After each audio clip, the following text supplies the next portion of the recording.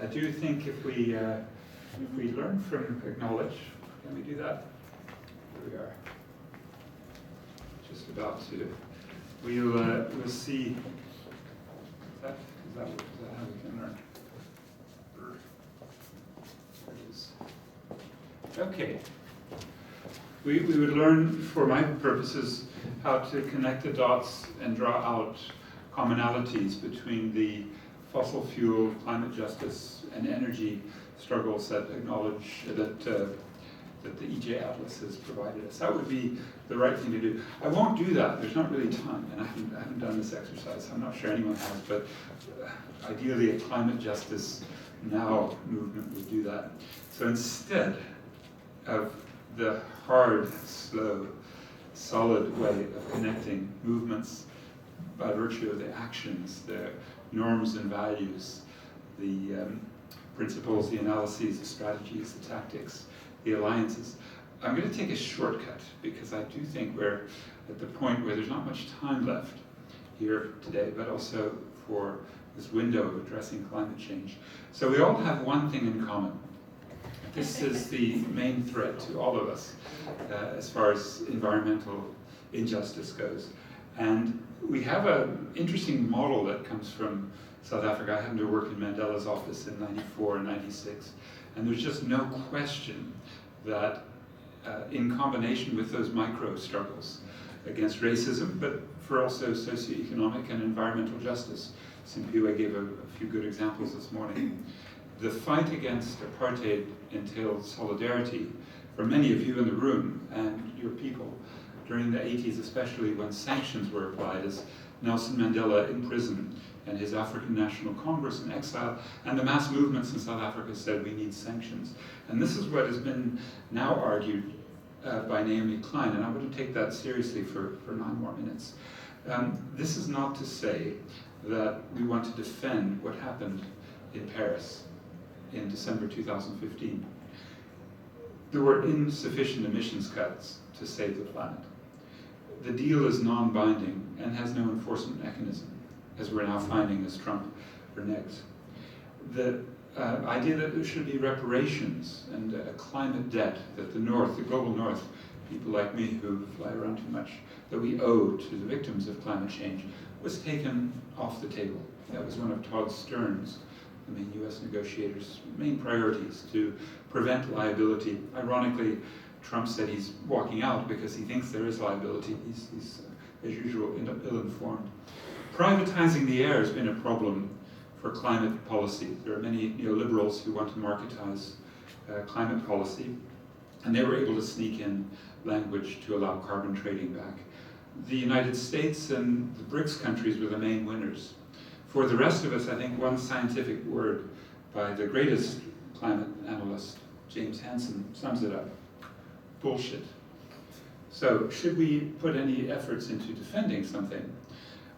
Perhaps not, but let's at least say that this is an amazing opportunity to unite the world around a general outrage that Donald Trump is allowing massive emissions, shutting down any of the subsidies that would make the United States, for example, its energy system, public transport, agriculture, urbanization, production, all of the systems that were being tweaked bit by bit are now going to go right back to intense carbon intensity. That there's other major dangers. North Korea and Iran are in Donald Trump's sights. Some of his people do think they have first strike nuclear capability. There's overkill in Syria, Yemen, Afghanistan. Thousands have been killed, innocent civilians, by Donald Trump in just months. And his Islamophobia is extraordinary.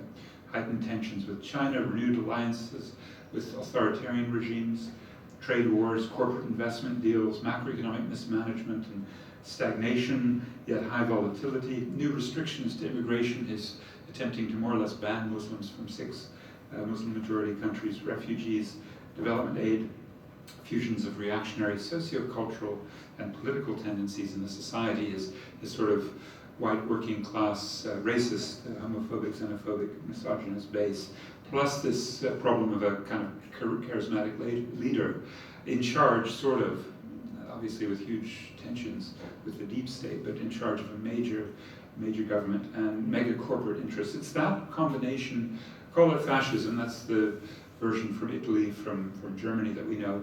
It's what we saw in South Africa, white social base, white state, white corporations running apartheid, and it took a division between those forces to weaken them sufficiently to get to democracy.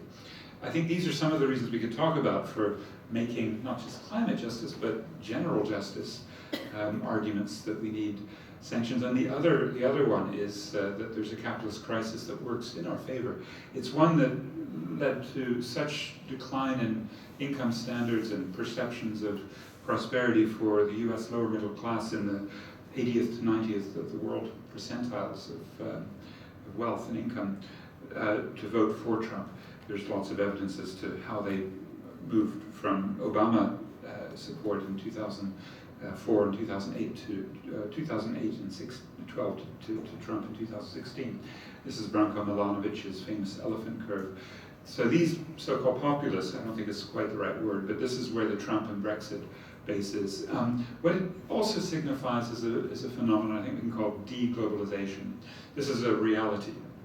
You can see it in things like the flows of funds, the flows of FDI, foreign direct investment. You can see it in trade, in the World Shipping Index, the Baltic Dry Index, which has crashed. You can see it in all sorts of ways. I think, like the 1890s, like the 1930s, we are at a period where globalization is overreached, partly because of this extreme uneven development. This is the world economy and the northern powers of Europe and the US and Japan going into stagnation, while China came up in such a big way in East Asian accumulation was the source. But the problem there was over-accumulation. And that overproduction problem led to financial bubbling, which we don't have time to get into the details. They're not that important for this story. But they do make the United States extremely vulnerable because a solution, short-term distraction and displacement of the problems, let's call it, not a solution, was in fact more financial bubbling after 2008, and the underlying dilemma of overproduction, especially coming from the east coast of China. I mean, the steel industry is just one of the many examples of extraordinary overcapacity. Has to be devalorized, has to be devalued, and that process then I think makes Trump and the United States quite vulnerable. So here's where the climate argument obviously stands with characters like Tillerson and Pruitt, Perry and Zinke, as very, very clearly committed to climate denialism. Here's Trump's famous quote that this global warming bullshit has got to stop. But that Tillerson was the head of ExxonMobil, and they've now just been investigating his pseudonym, Wayne Tracker. They found 13 sorry, what did they find?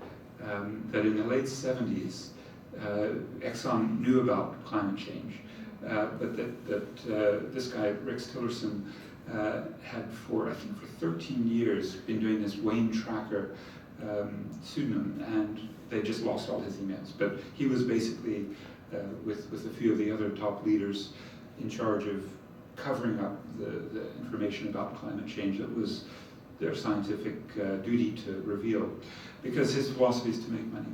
If I can drill and make money, that's what I want to do.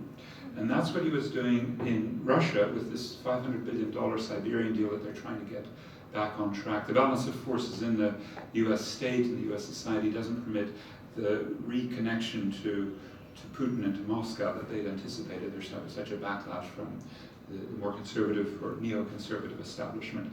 But that would be certainly one of the things we have to look at, the $500 billion deal in Russia, which would then really push the carbon emissions out of control.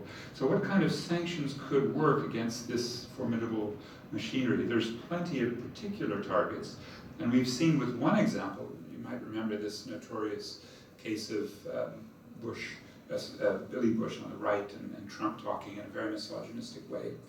And that led to something called grab your wallet in response to his grab your remark. And that meant that a group led by a woman called Shannon Coulter started to target the Trump family. And the Trump family is very exposed on the retail front to to rich people with a conscience, and there are so few of them. So then they went to Ivanka Trump and her clothing line, and they've been quite successful there. A similar group that's actually more, I think, more grounded, more effective, an anti-racism group called Color of Change, even went after Coca-Cola for its support a year ago for Trump in the Republican convention.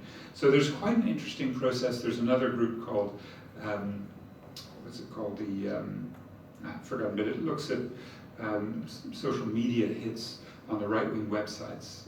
Anyway, there's a sort of a personalistic anti-Trump movement which is sanctions-based. But looking at it in the larger frame that we would want to do in climate justice, not just micro, but macro, we even had from Joe Stiglitz the argument that to make the world a fairer market, we need these carbon tariffs, a 3% tax. We've got Naomi Klein arguing for full-fledged economic sanctions. Nicolas Sarkozy, the right-wing French former president, called for a carbon tax to protect his French manufacturers because of the unfairness. ExxonMobil's been the target of a boycott. So I'll just wrap up. I think I'm at my end here.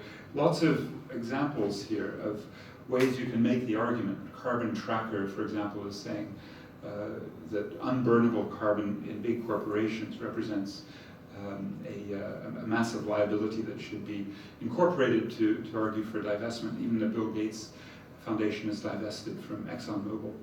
They worked in South Africa, my second to the last slide here, because they were developed with the mass base, with the protesters. And I think that's why climate justice activists need to bring out these discussions, especially those in the US who would be most affected. And that's still a little bit of a difficult process, but the bottom line is this is all about making a difference to world economic trends, but particularly within this logic of capitalist crisis, a delegitimization, so that when Trump goes, he may well be impeached even in weeks, months, certainly before his second term would begin, that there would be Trumpism without Trump, and that's the danger. I think these constituencies in the US are beginning to start linking all of the micro protests they've been having. Some of them are vast. The Women's Day protests, January 21, had something like 4 million protesters. But moving from single issue, because as Naomi Klein has put it, this changes everything, to an intersectionality of protest is something I'm enthusiastic about. There are a few things that are beginning to happen, even this last weekend in Chicago, a big meeting of protesters. The last slide is that I think the power block will probably remain intact even if Trump goes, and that's why these sorts of arguments need to be generated in a more holistic way with the constituencies who are going to be victims of Trumpism for many, many years to come. But what's important, that the South African case and others, BDS, you comrades here who've been fighting the Zionist occupation know that BDS is so powerful that if you try to go to Israel, to the airport or across the Allenby Bridge to get to Palestine, if you try to go to those sites and you've got some kind of record of supporting BDS, they will not let you come through. So there's something quite powerful in arguing, I think, for this case for sanctions. Thanks.